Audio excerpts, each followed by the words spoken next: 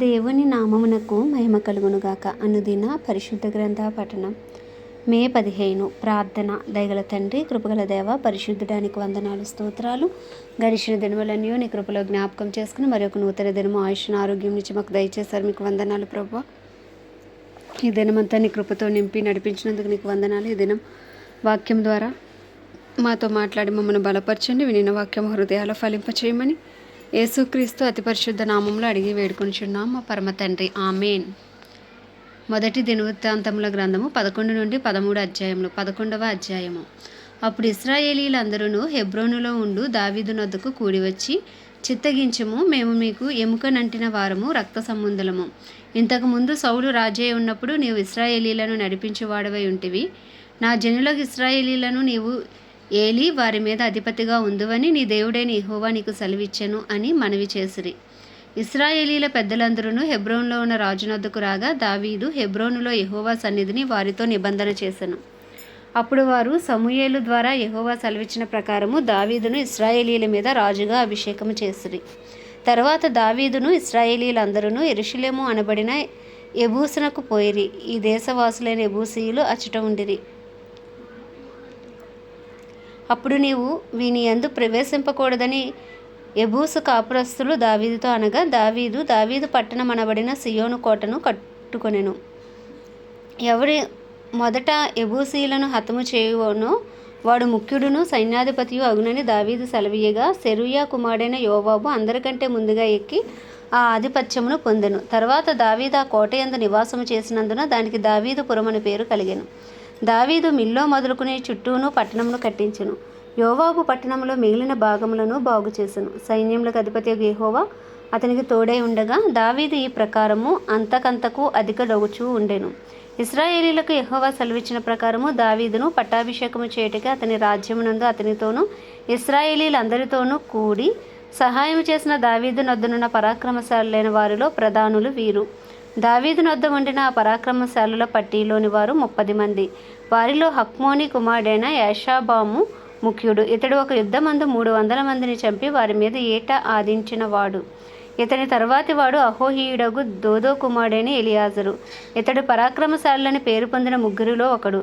ఫిలిస్తీయులు దాని నిండా ఎవలగల చేను ఉన్న పస్తనిమ్ములో యుద్ధము చేయుటకే కూడిరాగా, జనులు ఫిలిస్తీయులను చూచి పారిపోయినప్పుడు ఇతడు దావీదుతో కూడా అచ్చట ఉండెను.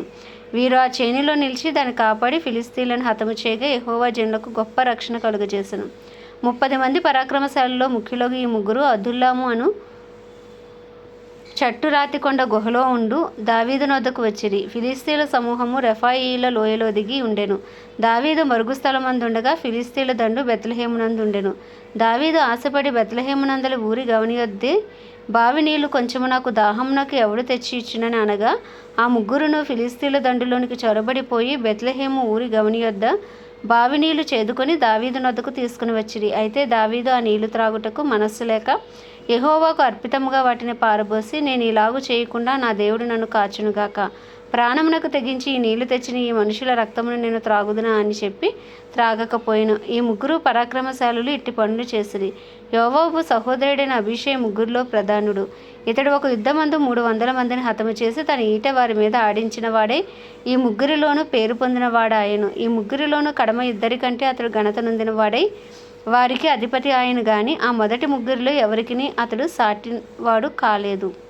మరియు కబ్సెయేలు సంబంధుడును పరాక్రమవంతుడునైన ఒకనికి పుట్టిన యెహోయాదా కుమారుడైన బెనాయాయును విక్రమ క్రియల వలన గొప్పవాడాయెను. ఇతడు మోయాబీయుడగు అరీయేలు కుమారులను ఇద్దరిని చంపెను. మరియు ఇతడు బయలుదేరి హిమము పడిన కాలమున ఒక సింహమును ఒక గుహయందు చంపివేశెను. 5 మూరల పొడవు గల మంచి ఎత్తరి అయిన ఐగుప్తీయుని ఒకని అతడు చావగొట్టెను. ఆ ఐగుప్తీయుని చేతిలో నేతగాని దోణె వంటి ఈట ఒకటి ఉండగా, ఇతడు ఒక దుడ్డు కర్ర చేత పట్టుకుని వాని మీదకి పోయి ఆ ఈటను ఐగుప్తీయుని చేతిలో నుండి ఊడలాగి దానితో వానిని చంపెను. యెహోయాదా కుమారుడైన బెనాయా ఇట్టి పనులు చేసినందున ఆ ముగ్గురు పరాక్రమశాలలో ఘనత నొందిన వాడాయను. 30 మందిలోనూ ఇతడు వాసికెక్కెను గాని ఆ ముగ్గురిలో ఎవరికిని సాటివాడు కాలేదు. దావీదు ఇతనిని తన దేహ సంరక్షకులకు అధిపతిగా ఉంచెను. మరియు సైన్యములకు చేరిన వేరు పరాక్రమశాలులు ఎవరనగా, యోవాబు తమ్ముడైన అషాహేలు, బెత్లెహేము ఊరివాడైన దోదో కుమారుడగు ఎల్హానాను, హరోరీయుడైన షమ్మోతు, పెలోనీయుడైన హేలెసు, తెకోనీయుడైన ఇక్కేషు కుమారుడగు ఈరా, అనేతోతీయుడైన అబియేజరు, హుషాతీయుడైన సిబ్బెకై, అహోహీయుడైన ఈలై, నెటోపాతీయుడైన మహరై, నెటోపాతీయుడైన బయనా కుమారుడగు హేలెదు. బెన్యామీనీల స్థానంలోని గిబియా ఊరివాడును రిబైకి కుమారుడు నగు ఈతయి, పిరాతోనీయుడైన బెనాయ, గాయేషుతోయవాడైన హూరై, అర్బాతీయుడైన అబియేలు, బహరూమీయుడైన అజ్మావేతు, షయల్బోనీయుడైన ఎల్హబ్బా, గీజోనీయుడైన హోషేము కుమారులు. హరారీయుడైన షాగే కుమారుడగు యోనాతాను, హరారీయుడైన షాకారు కుమారుడగు అహియాము, ఊరు కుమారుడైన ఎలీపాలు, మెకేరాతీయుడైన హెపేరు, పెలోనీయుడైన అహియా, కర్మేలీయుడైన హెజ్రో, ఎజ్బయి కుమారుడైన నయరై, నాతాను సహోదరుడైన యోవేలు, హగ్రీయుడైన మిబ్వారు, అమోనీయుడైన జెలెకు, సెరూయా కుమారుడే యోవాబు యొక్క ఆయుధములు మోయువాడును బెరోతీయుడునగు నహరై, ఇత్రీయుడైన ఈరా, ఇత్రుడైన గారేబు, హిత్తీయుడైన ఊరియా, అహ్లయి కుమారుడైన జాబాదు, రూబేనీయుడైన షీజా కుమారుడును రూబేనీలకు పెద్దయునైన అదీనా, అతని తోటి వారగు 30 మంది, మైకా కుమారుడైన హానాను, మిత్నీయుడైన యెహోషాపాతు, అష్టేరాతీయుడైన ఉజ్జియా, అరోయేరీయుడైన హోతాను కుమారులగు షామా, యెహీయేలు, షిమీ కుమారుడైన ఎదీయావేలు, తిజీయుడైన వాని సహోదరుగు యోహా, మహావీయుడైన ఎలీయేలు, ఎల్నాయేము కుమారులైన ఎరీబై, యోషవ్యా, మోయాబీయుడైన ఇత్మా, ఎలీయేలు, ఓబేదు, మెజోబాయ ఊరివాడైన యహాసీయేలు. 12వ అధ్యాయము. దావీదు కీషు కుమారుడైన సౌలునకు భయపడి ఇంకనూ దాగి ఉండగా, సౌలు బంధువులకు బెన్యామీనీలలో పరాక్రమశాలులు కొందరు దావీదును వద్ద సహాయము చేయుటకే అతని వద్దకు సిక్లగునకు వచ్చిరి. వీరు విలికాండ్రై కుడి ఎడమ చేతులతో వడిసెల చేత రాళ్ళు రువ్వుటకు, వింటి చేత అంబులు విడిచుటకును సమర్థులైన వారు.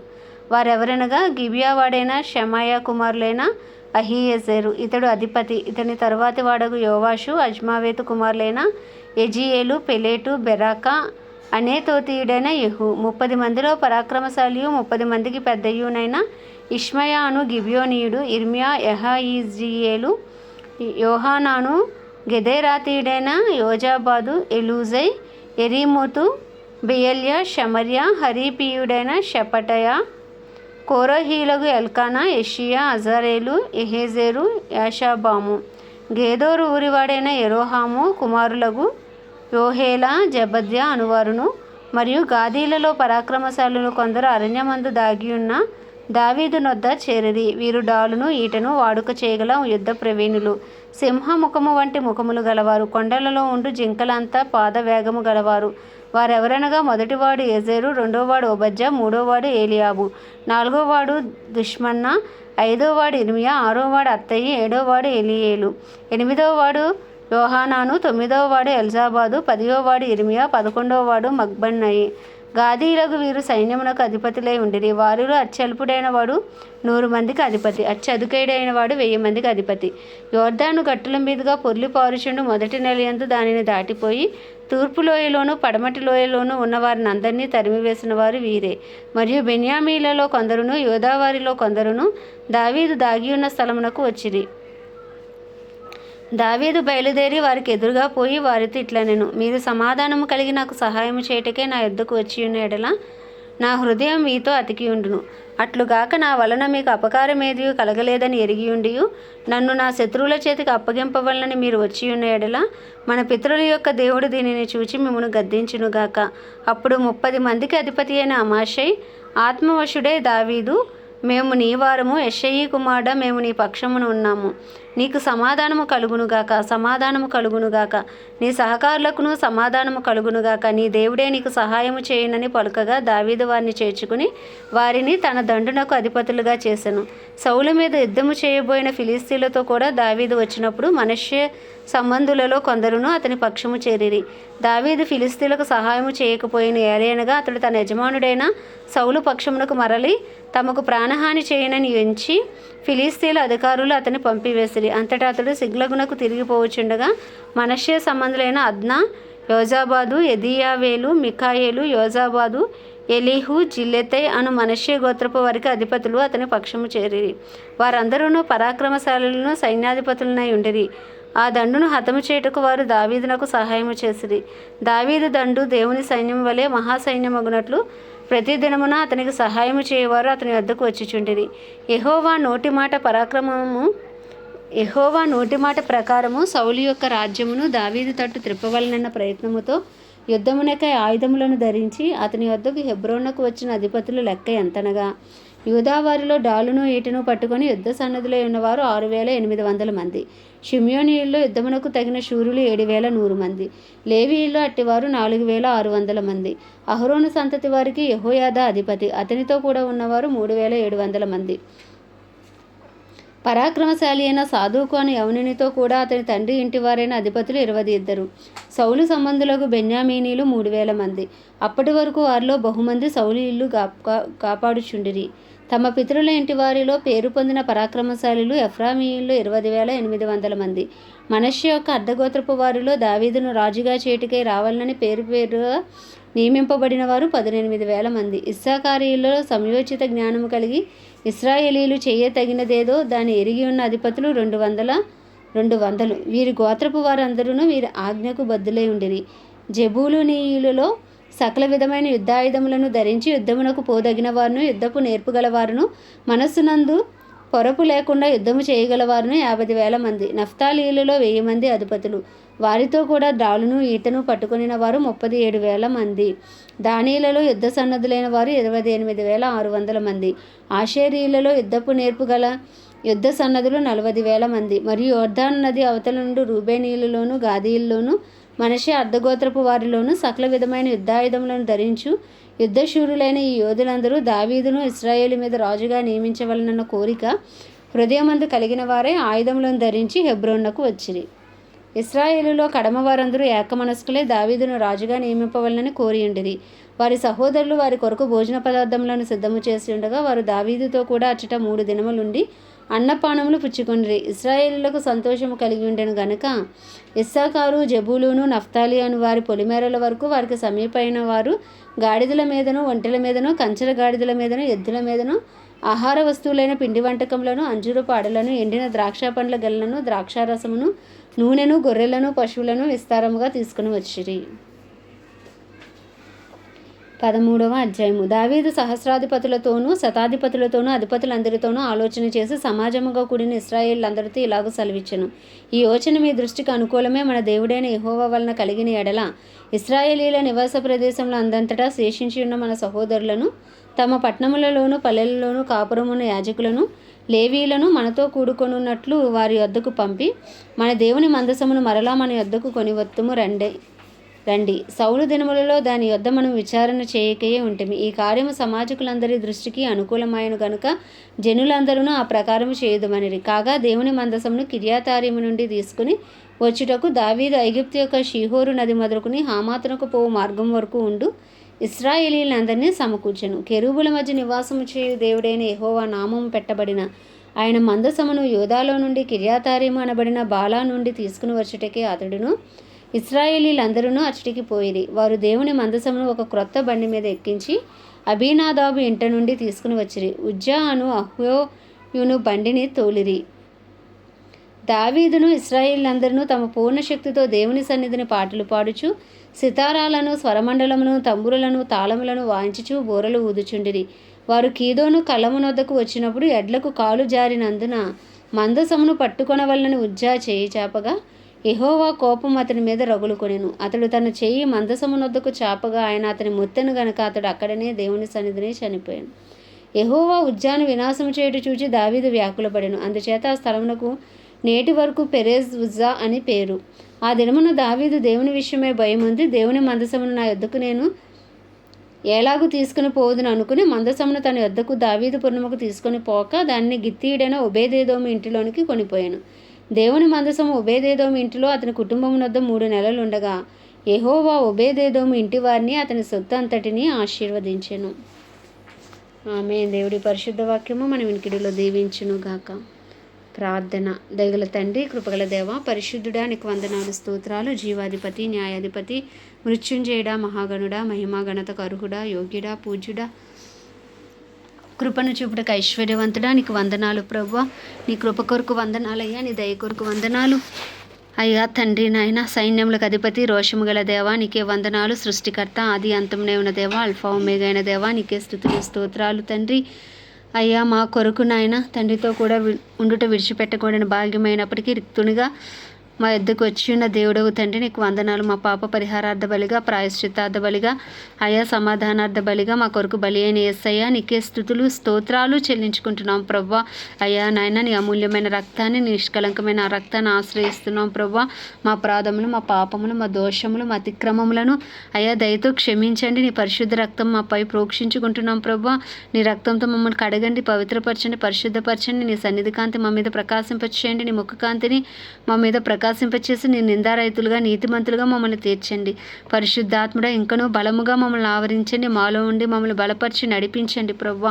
మాలో నీకు ఇష్టం లేని క్రియలను లయపరిచి మమ్మల్ని రూపాంతరపరిచి నీ చిత్తానుసారులుగా, నీ హృదయానుసారులుగా మాకు దయచేయండి. బుద్ధి జ్ఞానములకు ఆధారముగా ఆత్మవు నీవే, వివేకమును అనుగ్రహించే ఆత్మవు నీవే, ఆలోచన అనుగ్రహించే ఆత్మవు నీవే ప్రవ్వా. తెలివిని అనుగ్రహించే ఆత్మవు నీవే, నేను భయభక్తులు పుట్టించే ఆత్మవు నీవే ప్రవ్వా. నీకే వందనాలు, స్తోత్రాలు, స్తుతులు చెల్లించుకుంటున్నాం. వాక్యమై ఉన్న దేవా, నీకు వందనాలు, స్తోత్రాలు. నీ వాక్యం మా పాదములకు దీపం, మా త్రోవకు వెలుగు ప్రవ్వా. అయ్యా తండ్రి, నీ వాక్యము జీవాహారం ప్రవ్వా. మనుషుడు నోటి నుండి వచ్చి అయ్యా నాయన, ఇక మనుషుడైతే రొట్టె వలన కాదు కానీ దేవుడి నోటి నుండి వచ్చి ప్రతి మాట వలన బ్రతుకునన్నావు ప్రభు. ఇక నీ కట్టడలను, నీ ఆజ్ఞలను అనుసరిస్తూ నీ వాగ్దానాలను పొందుకుంటూ నీ వాక్యపు వెలుగులో నడిచే కృప అయ్యా మా అందరికీ దయచేయమని నీ వాక్యమును బట్టి నిన్ను స్తుతిస్తున్నాం ప్రభా. నీకు వందనాలు. నా ప్రాణమా యెహోవాను సన్నుతించు. ఆయన చేసిన ఉపకారంలో దేనిని మరువద్దన్నావు ప్రభా. మా జీవితాలు మీరు చేసిన ప్రతి మేలును బట్టి, ఉపకారమును బట్టి అయ్యా మీరు ఇచ్చిన క్షేమ స్థితిని బట్టి మిమ్మల్ని స్తుతిస్తున్నాం నాయన. అయ్యా మిమ్మల్ని కొనియాడుతున్నాం ప్రభా. నీకు వందనాలు, స్తోత్రాలు. బ్రతికి ఉన్నామంటే నీ కృప నాయన. ఆరోగ్యం, ఆయుష్ కలిగి ఉన్నామంటే కేవలం నీ కృప ప్రభా. నీకే వందనాలు అయ్యా తండ్రి. నాయన నీ కృప కొరకు వేడుకుంటున్నాను. నీ కృపాసనం ఎద్దుకు వచ్చి ఉన్నాను ప్రభా. మాపై, మా కుటుంబాలపై నీ కృప కలుగునుగాకని ప్రార్థిస్తున్నాం. మాలో నాయన శారీరకంగా, మానసికంగా, ఆధ్యాత్మికంగా ఎవరు ఏ బలహీన స్థితిలో ఉన్నప్పటికీ అయ్యా మమ్మల్ని బలపరచు దేవుడవు నీవే నాయన. అయ్యా తండ్రి, నీకే స్తుతులు స్తోత్రాలు చెల్లించుకుంటున్నాం డాడీ. రిదా నమశ్చంద్రి హాందారాబా. అయ్యా నీ కృప కలుగునుగాక నాయన. మాపై, మా కుటుంబాలపై నీ కృప కలుగును గాక ప్రభా. అయ్యా మాలో రక్షణ లేని వరకు రక్షణ కలుగును గాక. మారు మనసు అయ్యా నాయన, పశ్చాత్తాపము అయ్యా యేసు నామంలో కలుగును గాక. రక్షణ భాగ్యం యేసు నామంలో కలుగును గాక. మా ఇరుగు పొరుగు బంధువులు, స్నేహితులు అందరినీ మీరు దర్శించండి అయ్యా, రక్షించండి. ఏ ఒక్క ఆత్మ నశించిపోకుండా మీరే కృప చూపండి. మా పట్టణాన్ని జ్ఞాపకం చేసుకోండి.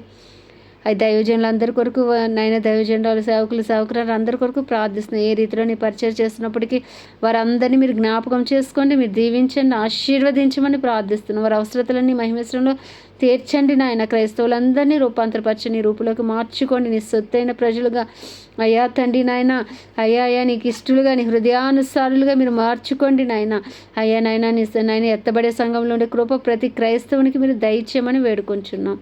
అయ్యా తండ్రి, నీకే వందనాలు. ప్రపంచ దేశంలో అన్నిటి కొరకు, వారిని పరిపాలిస్తున్న రాజులు, నాయకులు, వారి కింద పనిచేస్తున్న అధికారుల కొరకు ప్రార్థిస్తున్నాం తండ్రి. వారందరికీ గొప్ప రక్షణ కలుగును గాక. నీ చిత్తం ప్రపంచ దేశాల్లో జరుగును గాక. ఇంకను సువార్త అందని గ్రామాలు, ప్రాంతాలు, పట్టణాలు నజరేయుడైన యేసు క్రీస్తు నామంలో పట్టబడును గాక. సువార్థికులు లేపబడుదురు గాక. అపోస్తులు, ప్రవక్తలు యేసు నామంలో లేపబడుదురు గాక. ఇజ్రాయెల్ దేశాన్ని జ్ఞాపకం చేసుకుంటే ఇజ్రాయెల్ సరిహద్దులో సమాధానం ఉంచి ఇజ్రాయెల్ ప్రజలకు క్షేమము దయచేయమని వేడుకుంటున్నాం ప్రభా. అయ్యా అలాగే తండ్రి ప్రభా నాయన రాజా, మా భారతదేశాన్ని మీ హస్తాలకు అప్పచెప్పుకుంటున్నాం. 150 కోట్ల భారతదేశ ప్రజల మనోనేత్రాలు వెలిగించండి, హృదయాలు తెరవండి అయ్యా.